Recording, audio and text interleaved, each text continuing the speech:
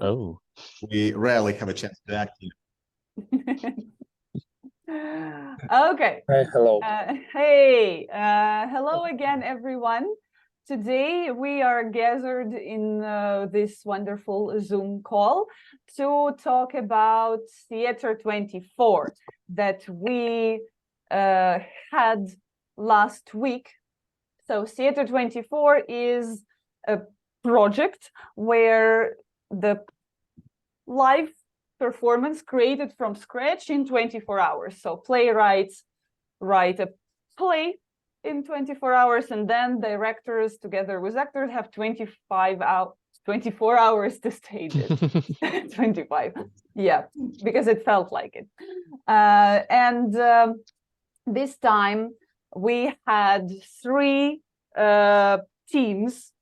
So the team of, I don't know, Susan Kalijan with her performance The Vamp, the director Tanya Shalepka and actors Alva March, Dmitro Prudnikov and Natalia Ponomaryova. Then we had James Robertson's play No End, not the end, Alex, as you said, the director Igor Karmanov, with two actors, Jasmine and Stan Galliant, and the third team, Stephen McKnight, Iron Man of Prague, with the director Alex Borovensky and three wonderful actors, Ray, Daniil Primachov, and Lilian Levos. Both of those were not there today. Okay, so this is not the first time ProEnglish is doing the Theatre 24, but maybe Alex can tell us about previous Theatre 24 project that ProEnglish has done. Yeah, sure. Hi, everyone. And first and foremost, thank you so much for taking part in Theatre 24 this time. To me, that was a crazy adventure that we never thought that it would happen so quickly. Actually, the idea of this Theatre 24, it appeared 6 days before we came into this. And we were thinking about how to put, well, that's my birthday. The 28th of October is my birthday. So we thought, how do we best celebrate theater as the manifestation of life? And we thought that there is no other way than put a theater quickly. So that was this Theatre 24. And thank you again so very much, every playwright who submitted their works. And we had actually 5 playwrights who wrote very nice plays, and we selected 3, the best of the best, I would say. Then 3 Ukrainian directors, 2 of them working alongside with me, actors who jumped in and started reading the text on Friday and so on. Like, thank you guys, that was tremendous. It's not the first time we're doing this. Theatre 24 came into play exactly when we had COVID times. And at that time, as pretty much everywhere in the world, the theaters were shut down. And we even had a special poetry project, recording poetries in front of locked doors of every theater, saying how much we miss it. And then we missed it to the extent, so we organized an illegal theater production, Theatre 24, where international playwrights would write a play. And that time we actually had only 24 hours. So they wrote a play in 8 hours. Directors worked on the concept for 8 hours, sleeping on the concept, I would say. And then they had only 8 hours to stage it together with the actors. And we came into the premises of ProEnglish Theatre, and every room was used. This room, where we at, usually is a rehearsal room. It was used as a dressing room, the performance area. Every room was used, and we put down 4 productions. And everybody loved it, and people came there wearing masks, and we had the celebration of theater. The second one, the second Theatre 24, we had when we put together our festival. Before Ukraine Fringe, the festival you guys might know about, we had this, and at that moment it was conducted in the place that's called Kinemateca of Ukraine, which is very old, very neglected building, and we thought that is the best place to put the theater performances there. And that time Theatre 24 was again written in I guess 2 days. The playwrights wrote their concept, And then we used different spaces in that area. So some of the performances were actually on the roof of the building. Some of the performances were in the old place, the library for the tape, where we would keep the tapes for Ukrainian movies and so on. It was dusty, it was dark, the rats were there, and it was the best place for the art. We did it twice, and then we felt that it's very cool, but very exhausting. So we decided to put a break on this and concentrate on creating performances, you know, the full-scale performances. Right now, we're getting back to this because the time is speeding up. And this idea that you can create something beautiful quickly and then potentially give it a life, continuing working with these performances, we felt that it's very, very rewarding. Like, yeah, and I believe every team will speak more about this. But, well, pretty much that's the idea. And now, Veronica, like giving the floor back to you, you are running WEST, the World of English-Speaking Theaters Association. Why WEST jump in to be the organizer of this event? Why do you guys felt like it's necessary to unite with ProEnglish Theatre again, because we're the closest partners, but why this time? And why this project is international? What do you think? Why don't we just take Ukrainian playwrights, you know? How do you see it? Well, because WEST was created with the aim of uniting international theaters. First and foremost, with the aim of, you know, helping Ukraine and Ukrainian art and spread Ukrainian culture, you know, like word about Ukraine, but at the same time promoting these small initiatives and collaborations with different artists. So that was like a perfect opportunity. And I think like 3 of the 5 playwrights who submitted the works are WEST members. And we have some WEST members here in the audience as well, because this is important, you know, not only for, you know, to be like inside of our closed community, but also bring international plays, international playwrights to Ukraine. So not only to spread the word about Ukraine to the world, but also bring the world to Ukraine. So that's, and also because you, Alex, told me to. Yeah, but yeah, because, you know, theater connecting people, and this is wonderful. I guess this is why. Yeah, and now we will talk more with each of the teams about their particular piece. First, we will ask each team about their work. We'll go starting from the beginning, the playwrights, and then the directors, the actors' impressions, and the audience as well, the people who watched the shows. I think that we will start with Susan. Susan, tell us how this idea was born of this particular interpretation of the topic, which was lust for life. Okay. I had told Alex I've done similar contests, if you would, like this in the past. And because I know the way that my brain works, it gives me a little adrenaline hit.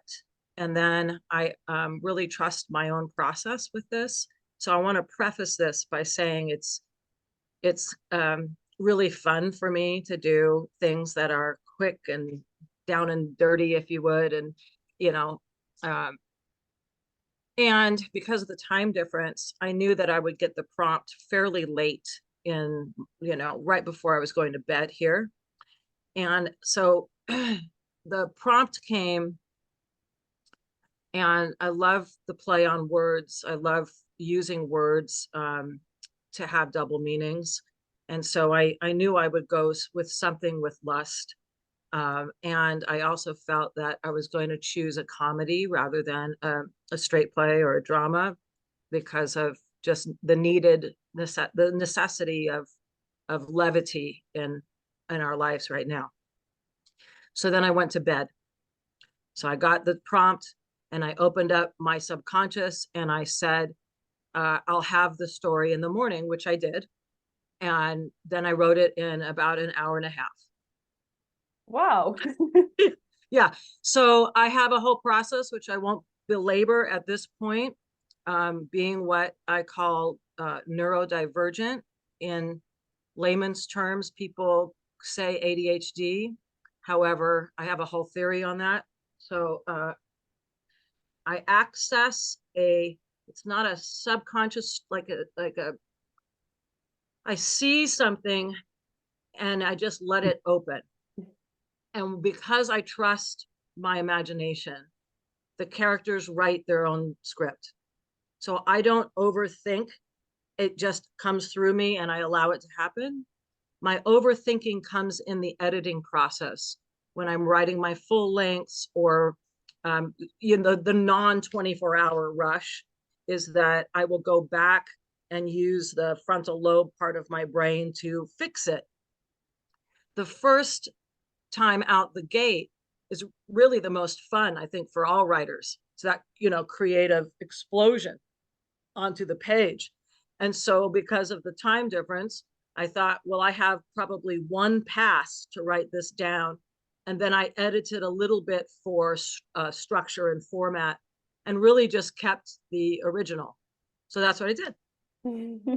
And what do you think about the final result? Did you watch the stream or did you watch the recording I later? did watch the stream. I had a little problem, actually. Stephen was helping me through it, he was wonderful. And so I missed maybe the opening. Here's what I thought was really interesting. I've got a sun in my face. Okay. What was really interesting is that because I use English words in so many different ways, and American culture is so specific to certain things that are in my play, I really thought they're not going to get it. It's impossible. It's impossible to do cross-culture humor into the depth of what I was writing. What they may get is maybe some of the surface. Okay. So, and then I thought after I sent it off, I've done these poor actors and directors a disservice because of that. I was trying to actually write a little with the actors in mind because I'm an actor and I've done these real quick, get up and do it. By the way, the actors were fabulous.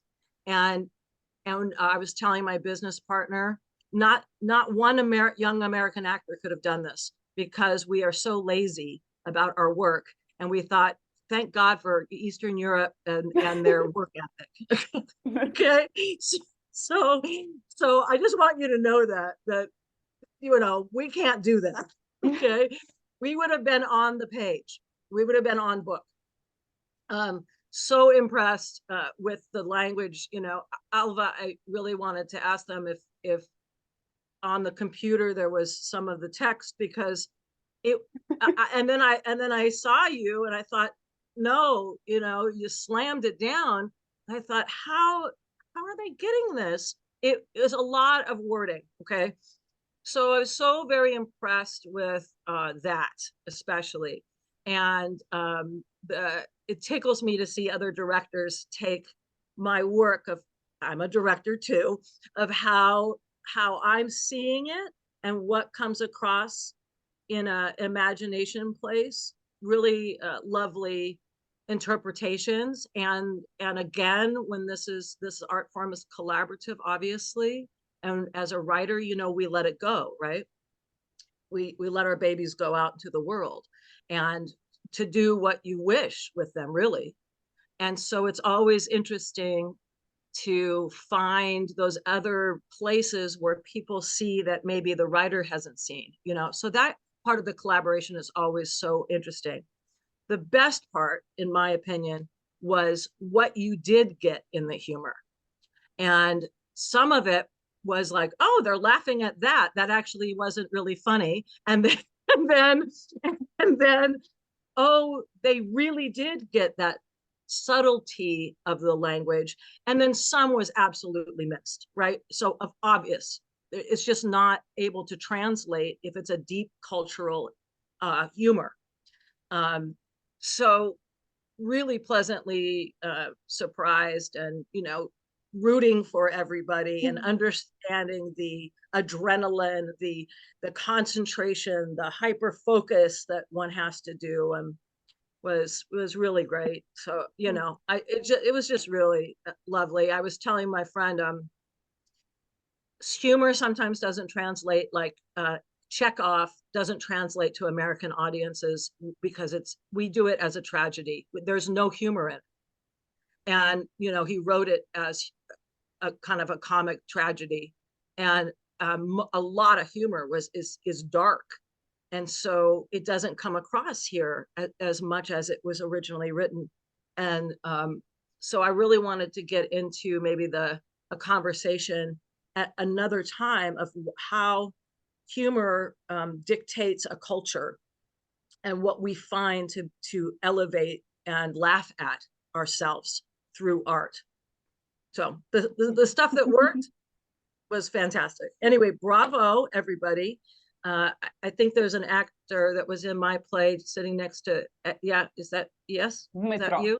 No, Over by Metro. Yeah, just fabulous. So I want to hear from them.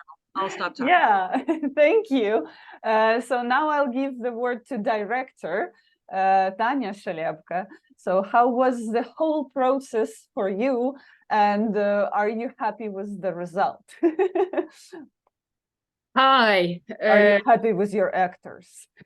I'm always happy with actors. I'm never happy with the result, especially when it's 8 hours. You could make it like there was another joke and another joke, and but still I'm always happy with actors. And they did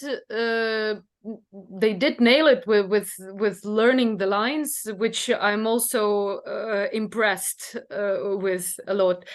And how was the process for me? It was fun. We received five plays, and we were reading all of 5 plays. And with me, it usually works when I read the text. It's usually something like, okay, so here I go, and I start scanning the text, and then my eyes get caught on something, and I start saying the words out loud. And if I do that, then it means, okay, I'm gonna stage it.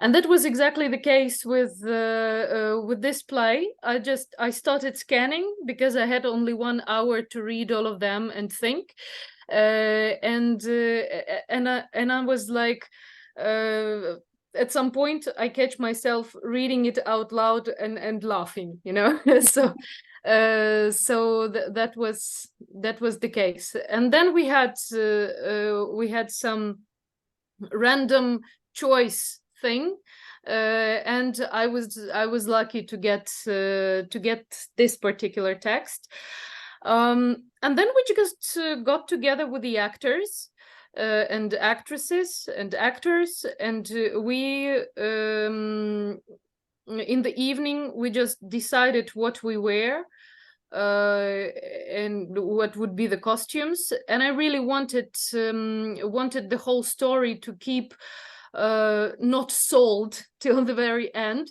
so nobody thinks anyone is a vampire actually, or anything like that till the very end. So I wanted the couple to be just a simple couple, and like a couple having some problems, and I think it worked. Of course, if we rehearsed it more, it would be somehow maybe transformed, but the way it worked out, it was amazing.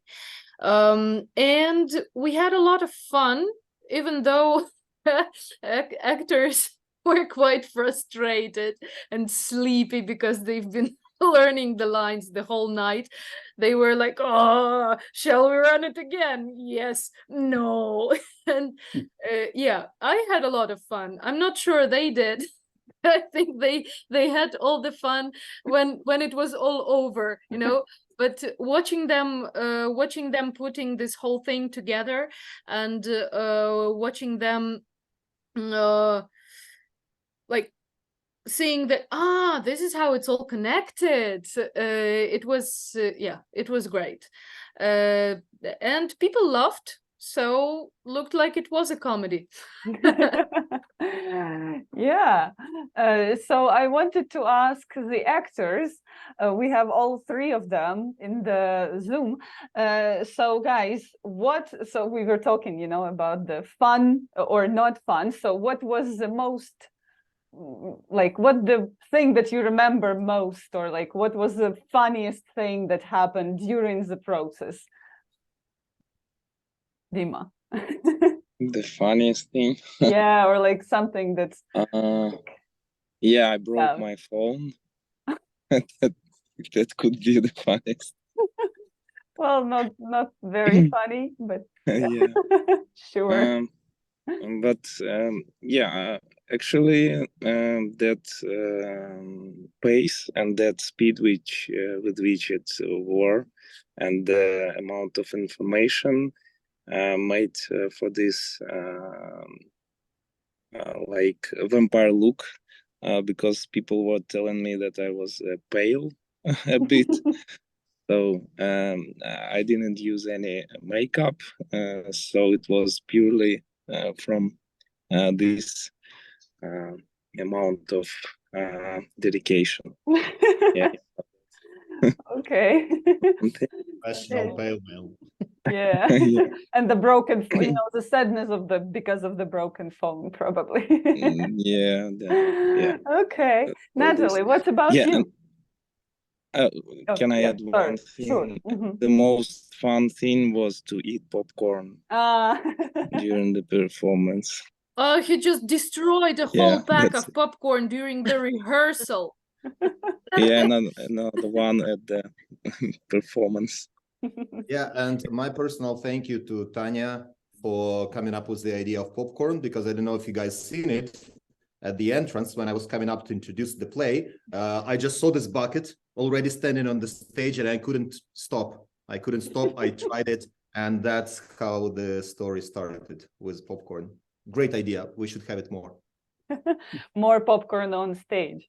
Okay. Natalie, what about you?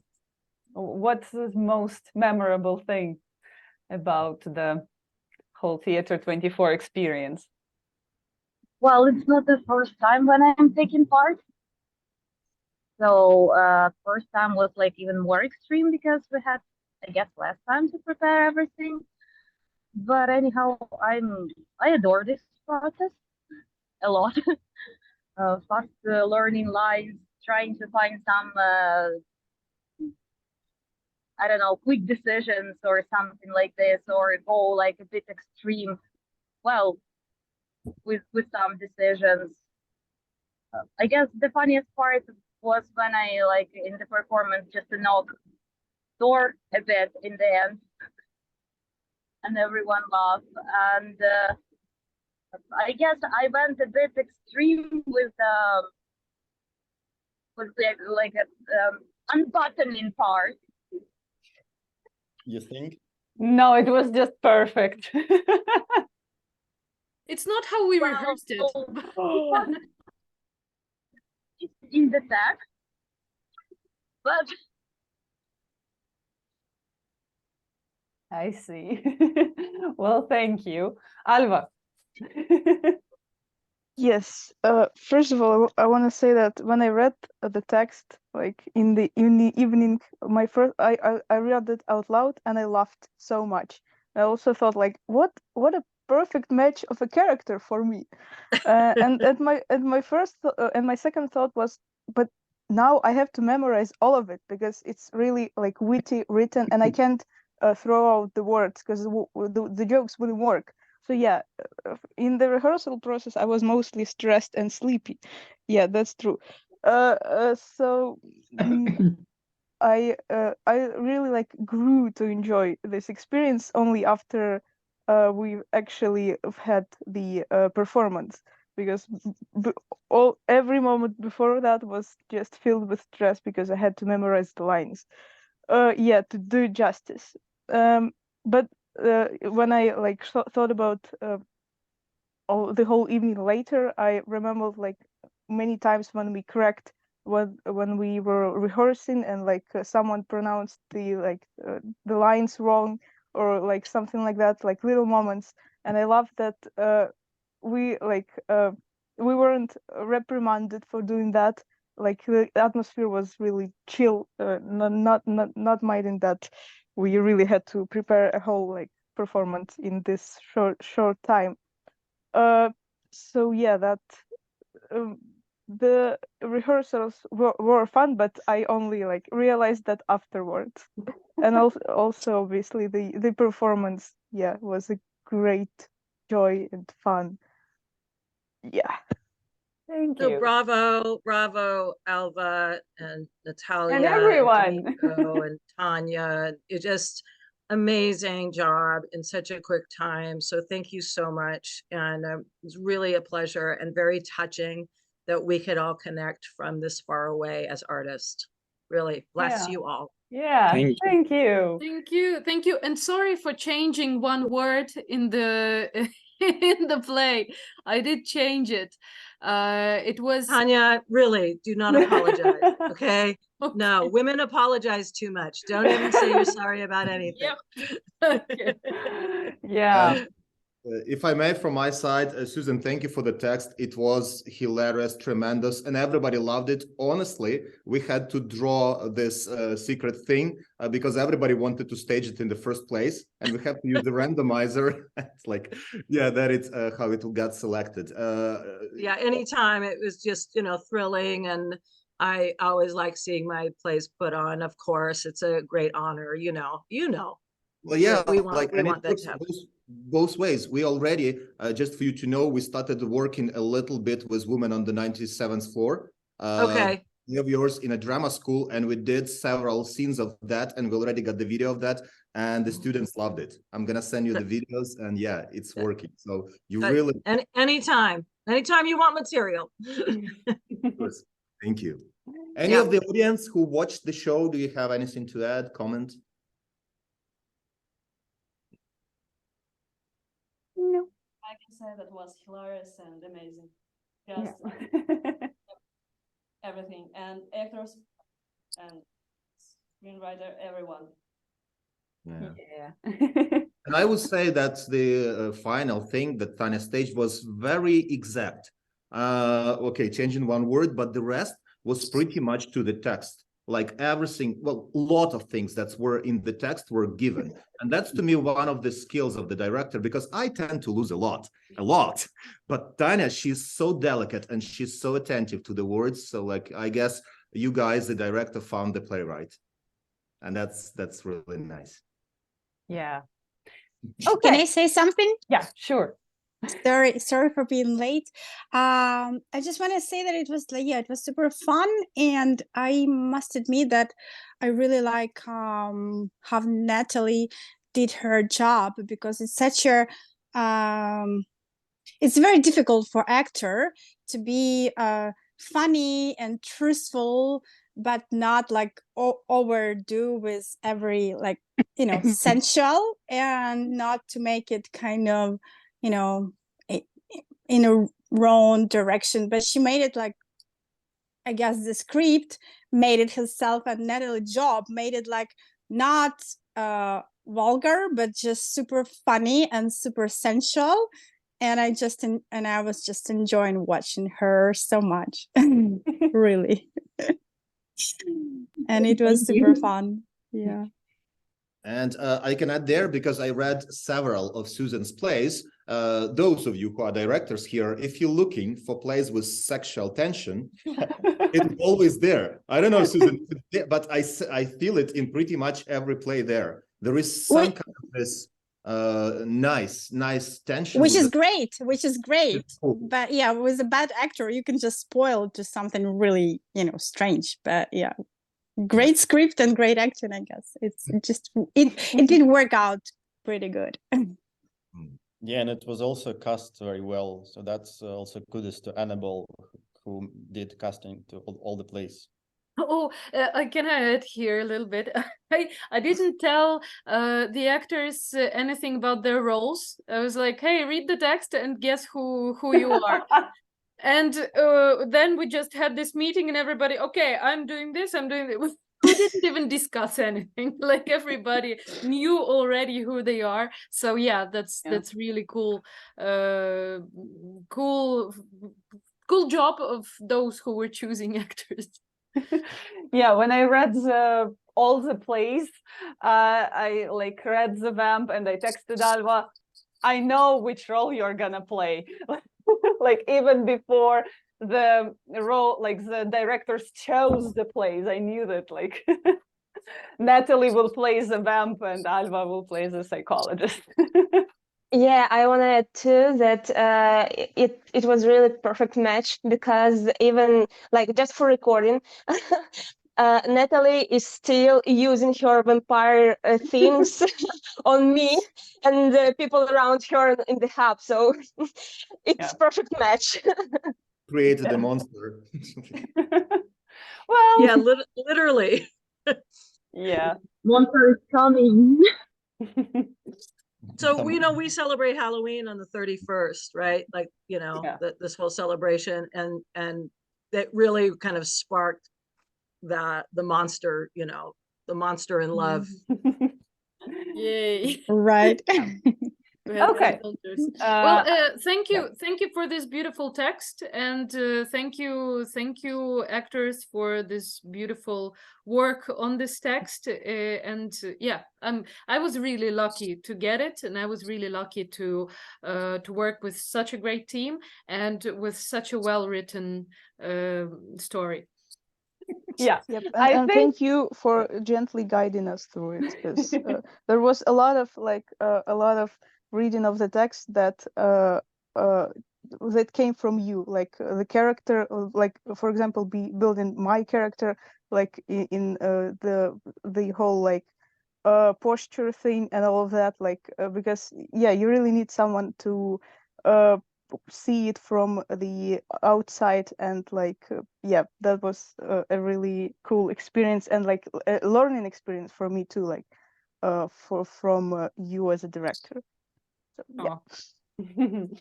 Okay, I think we should get moving, because we have two more teams to talk to. And I think that we will talk about No End by James Robertson. So hi, James. There he is. Hey, James. Hi. So tell us, please, a little bit about how did the creative process, how was it for you, and how do you feel about it, and how do you feel about the result? Yeah. Yeah, no, so I mean, I was pretty happy with Lust for Life as a theme, because I have like all these like little different ideas kind of swirling around, and I managed to synthesize two of them that fitted with Lust for Life. And yeah, because I had the idea of repeating, of like a Groundhog Day kind of, controlling the theater space piece for a while, and I also had an idea of parents leaving like a voice recording for their kids for a while as well. I didn't realize that they would completely connect until I started writing on that Thursday morning. But yeah, no, I pretty much just I drew upon that, and I drew upon my the inspiration for the grandpa is actually my great uncle, who is currently a bit sick. He's in hospital right now, so like it was really drawing from from my current situation, and I'm very close with him as well. So yeah, it was just this kind of like really quick like synthesis of a lot of different, like for me, strong ideas into the one thing. And yeah, I was really pleasantly surprised. I found it very easy to write. Not quite as impressive as Susan doing it in what, an hour and a half, but I still I was really chuffed with how easily it all came to me. And yeah, and I mean, I was bowled over by the performance of it. I think you guys did absolutely like amazingly, especially your direction. Like it was, you know, like taking into little corners and crevices that I wasn't really, you know, expecting and stuff, and utilizing music like in a much more creative way than I even thought. Because I believe you had you're reversing the songs as well. I was like, it's like the tape reel is, you know, it's fantastic, you know, I was I really liked a lot of the ideas that you guys brought, and the characterization as well. Jasmine, your I know, sort of vitality, manic vitality that you brought to the character was absolutely fantastic, and maybe, I don't know, just really see the character in a completely different light for both of you, to be honest. All of the characters. I think it's just the thing that I really benefited from was seeing the piece come together so quickly, where I haven't had chance to fully think through parts of the ideas, you know, there's all these sort of gaps that I couldn't fill just because of time constraint, but then you guys then went on to fill them and expand it in such a exciting way, and yeah, and bringing such humanity to it. Yeah, I was really impressed. So thank you so much. It was amazing. Yeah. So Iger, how was it for you directing this piece, and why did you choose it? Share with us some thoughts. So Alex already said that everybody chose the vamp in the first place. Yeah, because I just more used to working with comedy, so I naturally went for the comedy first. But then when I was reading No End, and I'm there's this line that says there's a date, August 23rd, 1991, and I'm like, whoa, this is my actual birth date. So even before this randomizer thing went on and I got my second choice, I was like, well, probably this is gonna be my play to stage. Yeah, and when I got it, I had a lot of stuff to do, so I tried not to think about it before the day of preparation, but the ideas just kept popping up in my head. I'm like, I have this small recorder, I'm gonna use it, and I'm just doing my laundry or stuff. And then I should reverse the songs, and I'm preparing to sleep, but I can't sleep because I have to reverse the songs, you know, in the night. Yeah, because the ideas just kept falling on me, and I think we really connected with James in the vision. I really tried to stick to the text, to use the actual songs that were supposed to be used. Yeah, so in the actual day of preparation, I'm also amazed with the job actors did and with the casting of them. Yeah, so we kind of really went fast into preparing, and in a few hours we were just exhausted. And I'm looking at the other teams, and they are there's 2 hours more to prepare, and they're doing a lot of stuff. They're preparing, and we're just sitting there talking You know, yeah, so we but that actually worked out well because we preserved our energy, and yeah, I think in the end it went out great. Yeah, and I also liked this idea of yeah, Groundhog Day and looping. Yeah, and this was my first Theatre 24 experience, and it was just amazing. Thank you, James. Thank you, actors, and thank you, ProEnglish Theatre, for having this opportunity. Yeah, I was I have a question, so Igor. yeah. Question, what happened to the milk? You brought so much on Happened to the stage. milk. What happened to the milk in the end? Where is it? Yeah, and why was it Oh. only 3 packs used when I bought 6 of them? Yes, what happened to the rest? Where is the rest of the milk? So the idea was that this milk, it just keeps coming and coming and coming, and in the end there's this whole stack of milk on the table there. Yeah, so we're using it still. If it didn't go bad, it's still in our fridge, and we're making coffee of it. Yeah. Okay. Why did you make me buy 6 packs and only use 3 in the performance? That's just, you need to have it spare, you know? You don't know how actors are gonna improvise. I expected anything from them. Like Jasmine could have just started drinking the milk just right there on stage. So I thought it's better to have some spare, right? Sure. Okay, so Jasmine, how was it for you? How was this whole experience?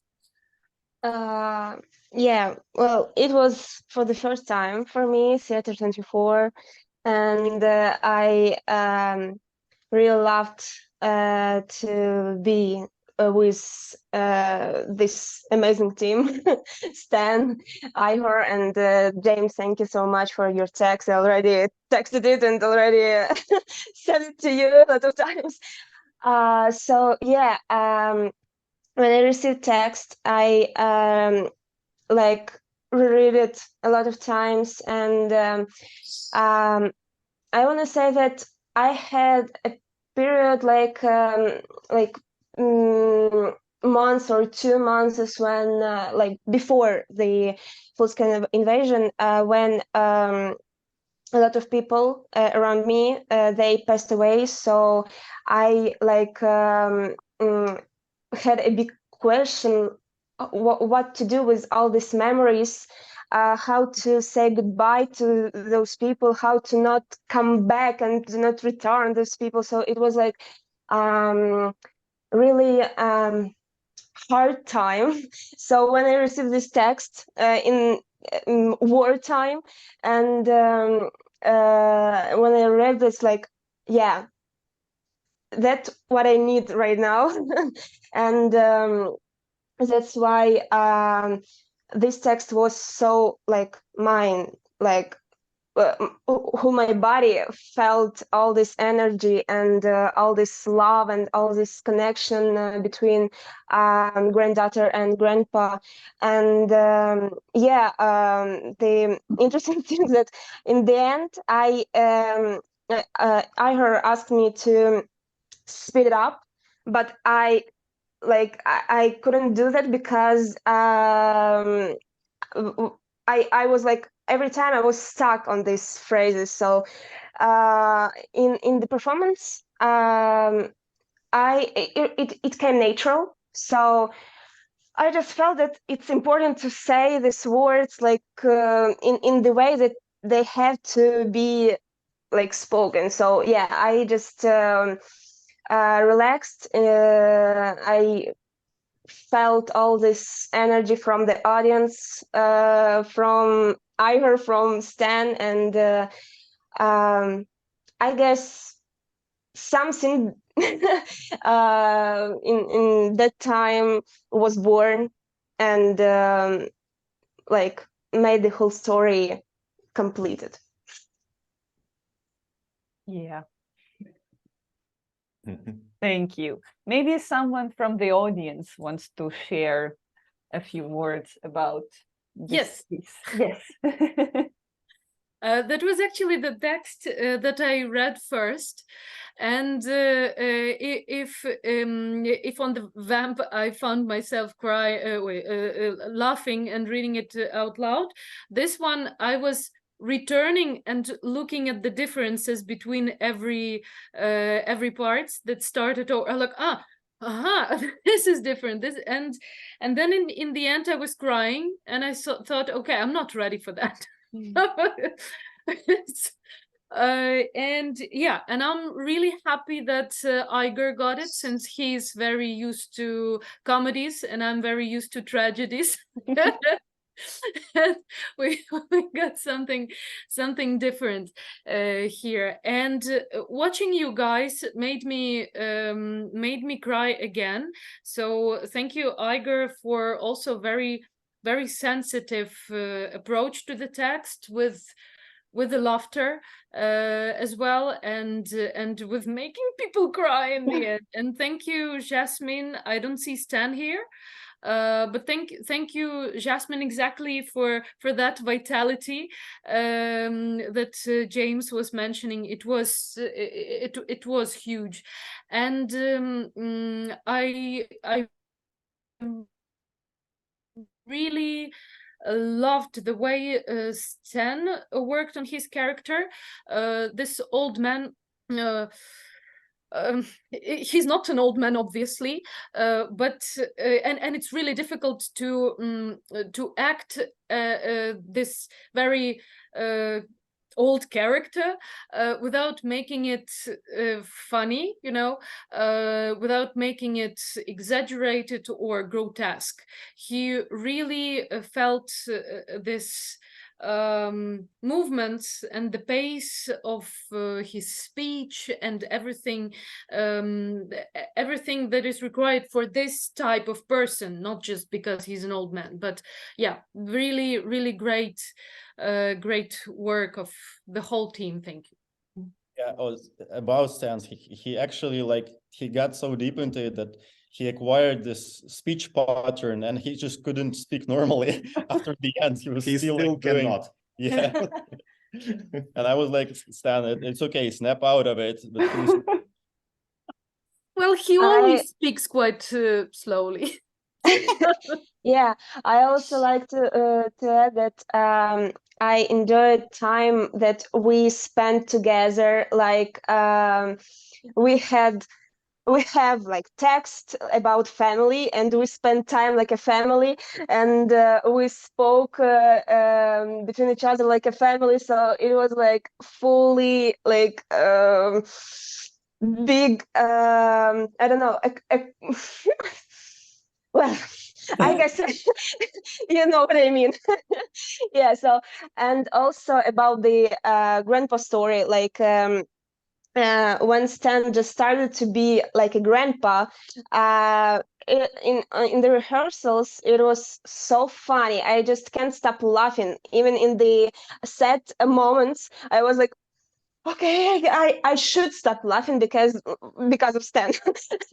And then yeah, after like 1 hour of relaxing, like without text, without some rehearsals, without some repeating the lines, we just take our time, and I see that he is watching the video of stand-upper who is speaking like slowly and in this grandpa mode, and I was like, okay, that was like nice. Maybe should I do something? But no, I shouldn't.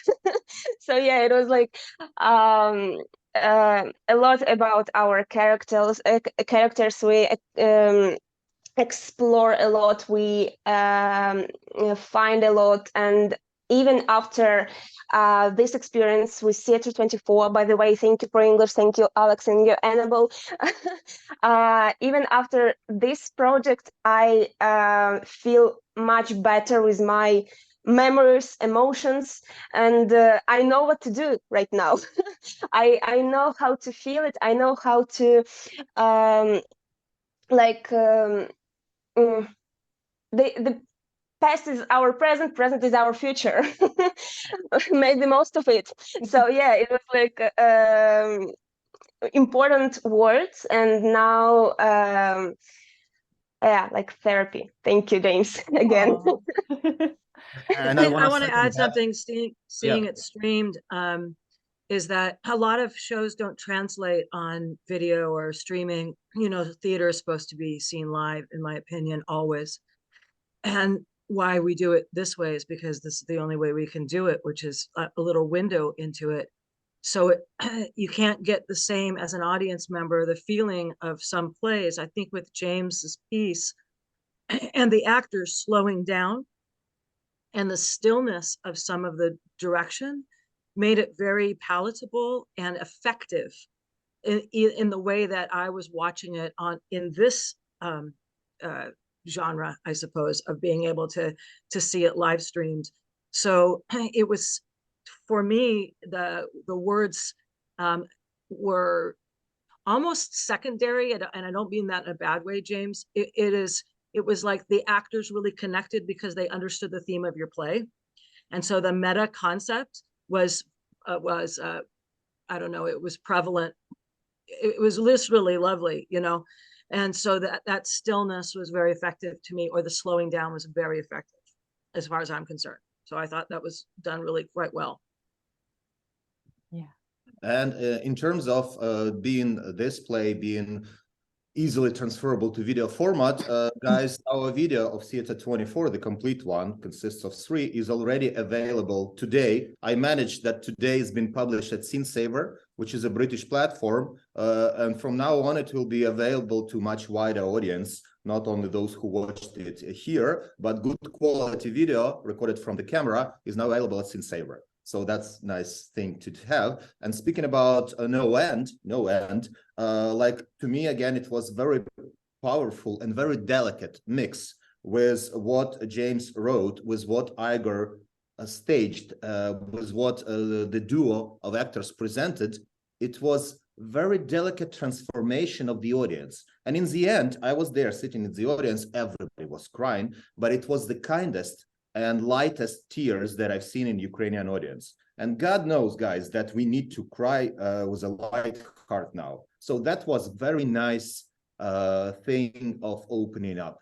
And this is the performance we need right now. So thank you. Thank you. If I can just say thank you again, because I can't not say thank you. Those kind words. Yeah, no, I'm just really glad that I don't know. Yeah, Theatre 24 forcing me to write this, forcing you guys to stage it and to stage it in the way you did, and for it to have effect of tears. It's I'm glad to, it's nice to make people cry. But no, genuinely, yeah, no, thank you so much again. Thank you for the words. Thank you, James. Okay, last but not the least, Iron Man of Prague by Stephen McKnight. So, yes. What? Hello? Did you lose me for a second there? What? Second, but it was beautiful. Yeah. It was... Yes. Yeah. So it was drama pose. Okay. Yeah, Stephen and his Iron Man of Prague.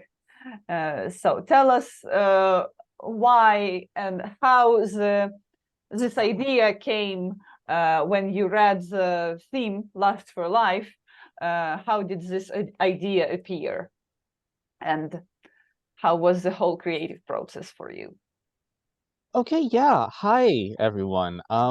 Wow, some cool people here. That's so neat. The microwave is beeping in the background. That just threw off my whole train of thought. But anyway, yeah. So Iron Man of Prague. I'm going to preface this with the little narrative. I spent a good portion of this summer touring large portions of Europe. I was in Kiev, I was in Prague, I was in Edinburgh, Athens, all sorts of places. And for a part of that, I was accompanied by an ex-girlfriend of mine who was doing research for a book of short stories about like ghosts and cryptids and creatures of all sorts. And like we were going on like ghost tours, and we were like visiting catacombs and all that. And at some point I was like, okay, this ghost story here, I have custody of that. You don't get to use that. I want to use that. And one of the ghost stories that I like claimed custody of was the story of the Iron Man of Prague, which I knew about before I went to Prague this time. I studied abroad in Prague when I was 21.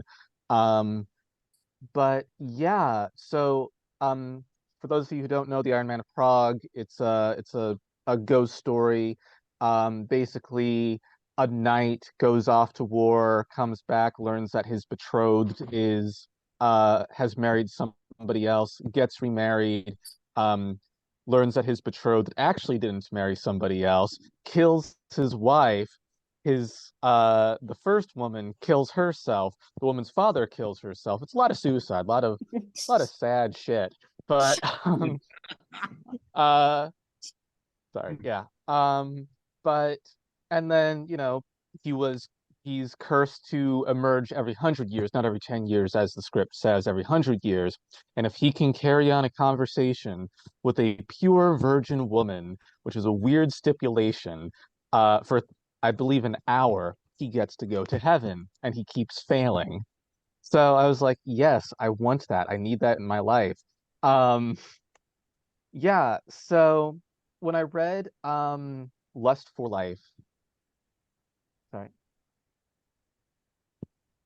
sorry, somebody wanted something from me, but it is over.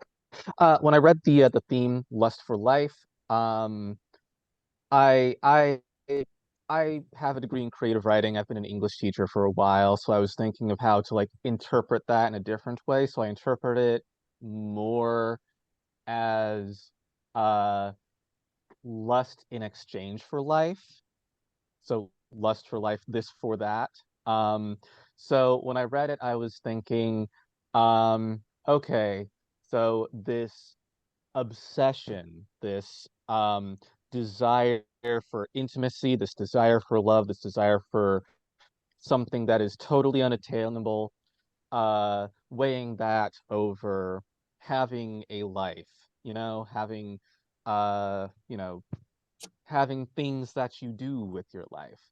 So that's the basis of the script. I, you know, I wrote it. I finished up the first draft. I like scanned it once, wrote a quick author's note, and then sent it off. I did not edit this. I was just like, okay, it's done. It is time for bed. Um, but yeah, it was an experience. And I enjoyed watching it. I enjoyed connecting with everyone. And I really enjoyed because when I had filled out the application, Alex messaged me and was just asking me a few things about my life, and I was talking to him about Ukrainian modernism, Les Kurbas, Mikola Kulish, because I'm doing a research thesis on Ukrainian modernism, on Ukrainian modernist theater right now. So I had a really good conversation with him, and I was really excited to learn that he was directing this script, because he was the one of the three directors that I like actually had a conversation with, and I was excited to see, you know, how he would put the show on. And the show itself, it's very Alex, you seem so tense, Alex. Why, Alex? It was different from what I expected. Because I had never had a show of mine. It was different. You write it, no? It was because I'd never had a show directed like that. Like really diving into the English of it, really diving into like the word association. I usually have a lot of throwaway lines and throwaway characters, and I like work a lot with directors agency. So like I like having these moments in the script where it's like, oh, here's this question. How will you answer it, director or actors? And it's like, it's real fascinating. But yeah, there were some decisions that were made that I had no idea those were decisions to make.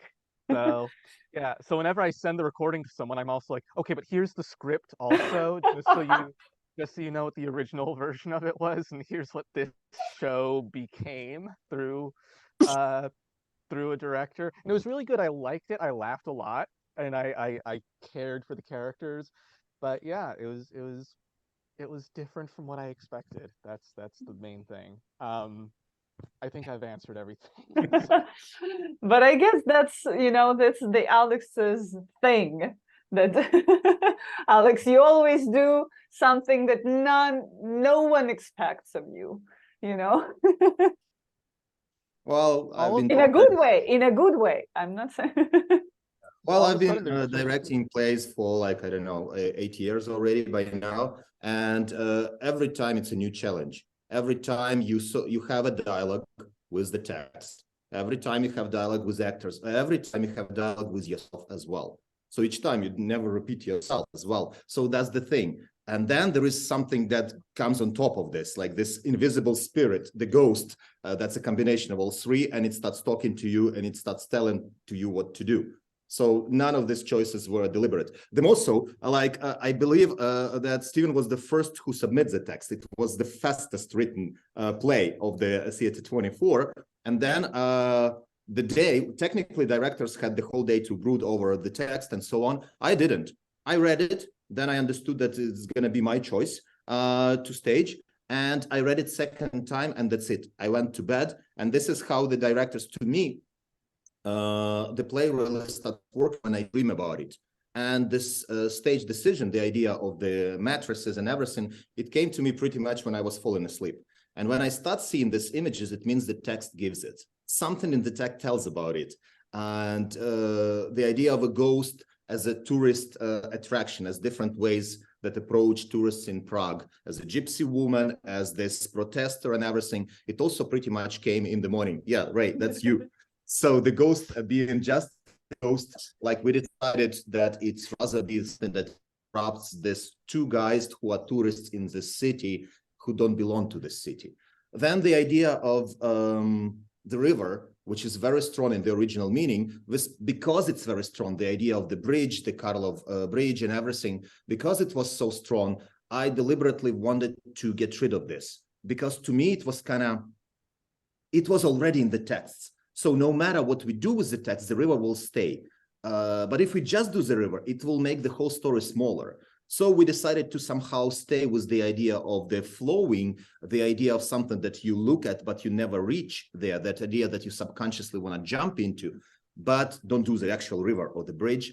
Then came this idea of the towers, something that you build, something that you stay alone, like this ivory tower, pretty much because of the story in the middle that you wrote, the story of Iron Man of Prague. So we decided that the towers should be built, and in the end, that should be two of those that becoming higher and higher and higher that separate two characters, because this is a love story that's not meant to be. Like you say, it's like when they sacrifice their ability to live for some stupid reason, something separated them, which means that towers can only get higher and higher and higher.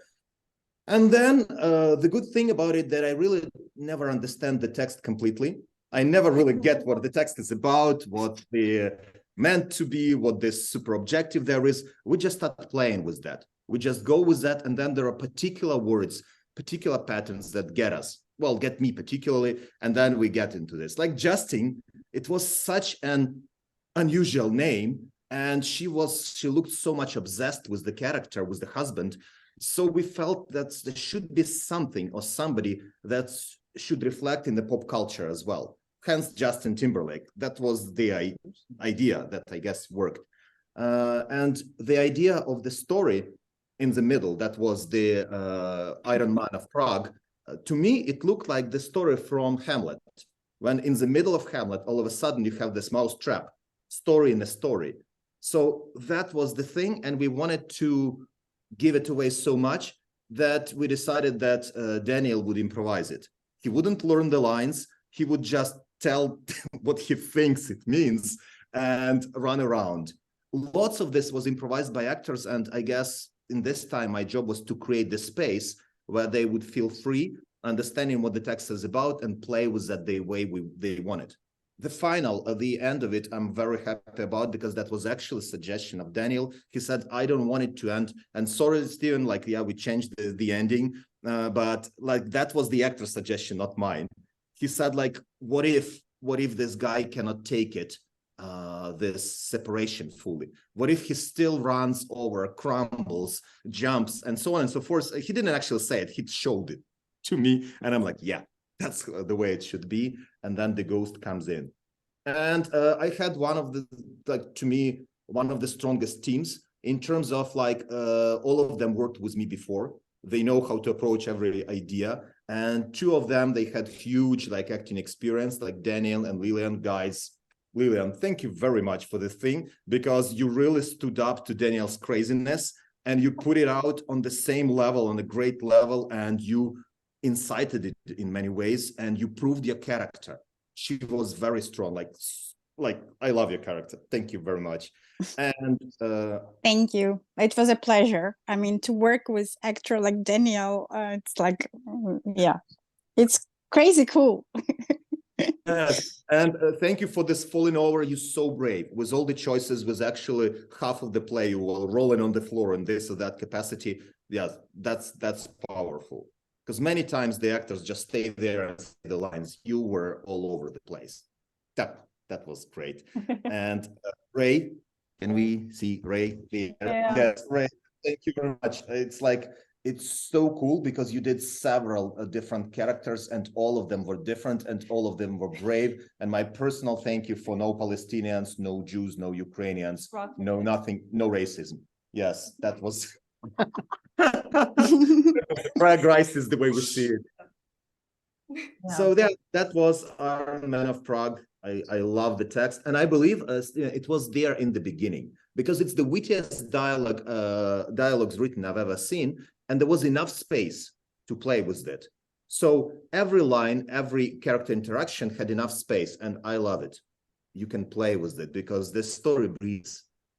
Thank you. Oh. Yeah, maybe actors can want to say also a few words. something else to add. No, just a huge thank you for the script that it's just so rare to find the script that is written like now and really liked it. So it was really neat, and I like it straightforward, and a great experience was with directing, because it's like, yeah, completely like not expected at all, which was great.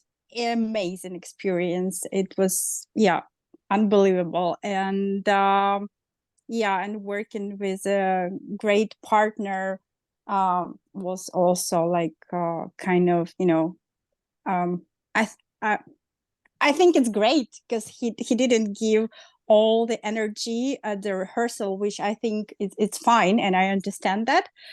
But I was, yeah, I didn't know what gonna happen next, and that's just, I think this is the best what can happen to actor, honestly, because it was a little bit like rehearse and a little bit like living through this situation for real, because of a great staging, great script, and great partner. So thank you for script and for directing, and Danila, who's not here, for partnering.